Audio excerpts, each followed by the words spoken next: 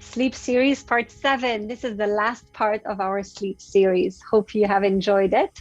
So, we've done tons of information about sleep, the strategies that you can use to sleep better, all the mindset tools that I've given you. I've given you tricks on before sleeping, what you can do to make sure that you will sleep better, during, while you're tossing and turning, what to do. And now we're doing the after. So, after in two different ways. After you sleep, what are good habits to have? And after you had a bad night's sleep, what to do to cope in order to compensate for the fact that you had a bad night's sleep.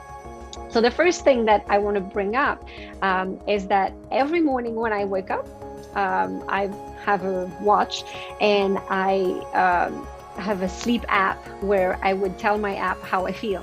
So it's telling me, it's giving information to the app, the sleep app, and it has measured my heart rate during the night. It knows if I went down into deep sleep, and then I will go check what kind of sleep I had, just to know, just kind of as a prevention. So if during the day I feel like I'm more emotional or I'm reacting in a certain way, I will know it might be because, I only had like really 5 good hours of sleep, so that's probably why. So I won't take anything personal. I will just know I'm just sleep deprived. That's it. So I like to track that information so that it tells me.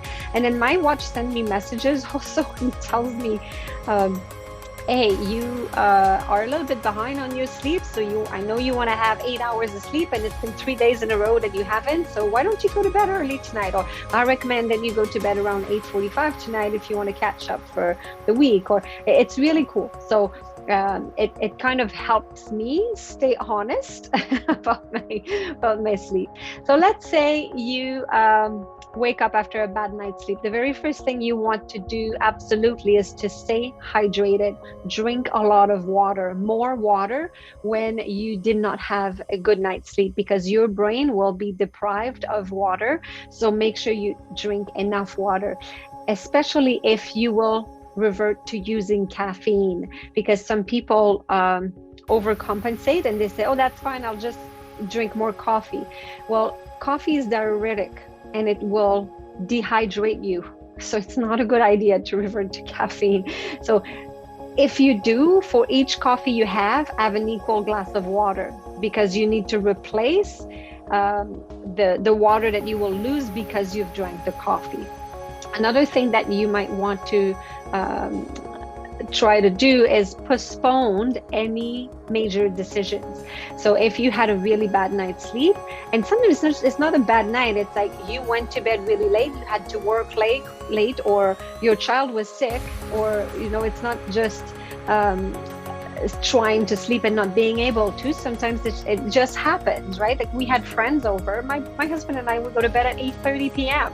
or 9, and we had friends over. They stayed until 11:30, and for us it was like, oh my gosh, are we gonna ever survive this? And we went to bed at midnight. That was a big deal for us. The next day I was up at 5 because that's what I do. I get up early. I have clients starting at 6. So I knew that I would only sleep for 5 hours. So you make sure that you're well hydrated and you eat better as well. So make sure you have a full meal in the morning. So have a bowl of oatmeal, a bowl of cereal, or eggs, or eat a good breakfast, because you will need extra energy. And postpone major decisions, because sometimes it might not be the best day to choose to decide on things that might have a big impact in your life. So maybe postpone that and say, you know what, I'm sleep deprived right now, not a good day for this. I'll let you know tomorrow after a good night's sleep. And another thing you can do is have a nap. Have a power nap, and try to have a longer nap. Remember when we were talking about nap? So we did mention napping earlier on when we were talking about our and I'm looking for the name of the part that we mentioned, the naps. So I think it was in our part 2 or our part 3. So in part 3, we talked about napping. So you can go revise that part. But if you choose to have a nap after having a bad night's sleep or a short night's sleep, make sure you do a full sleep cycle. So have a 90-minute nap. So try to find a moment where you can skip a 90-minute off your day. And if you don't, have a short power nap, which, let's remember, it's under 30 minutes, right? 15, 20, 25 minutes would be ideal. And don't exceed that. If you exceed the 30-minute mark, then you have to go full 90 minutes. Otherwise, you'll be even worse after waking up, okay? So stay hydrated, track, and postpone that decision, have a nap. And now there's a few fun facts that I just wanted to share while we are talking about sleep. Is the reason why we yawn. That's a very interesting thing, because a lot of people are wondering, why do we yawn? And I thought it would be a fun fact to tell you.